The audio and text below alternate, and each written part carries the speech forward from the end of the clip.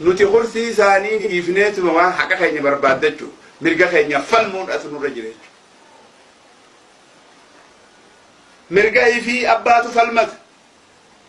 Ilmaan Oromoo mirga keenya haanee haa falmannu. Haala Oromoon irra keessa jirtu kana gootuuwwan Oromoo kanneen karaa kanarratti wareegan hundi akka Elemoo Qilxuu ka Jeneraal Taaddasaa Birruu silaa du'arraa ka'anii nu harkanii maaluma nuun jedhan maa akkamiin nu laalan nama ammallee gabrummaa keessa jirutti nu harkan jechuudha.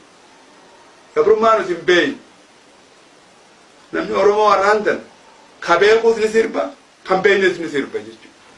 Bilisummaa jee sirba jechuudha. Dimokiraatiin bal'atte jira.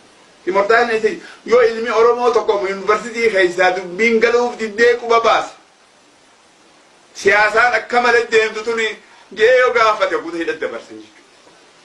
Mee laala. Dirmadhaa yaa ilmaan Oromoo.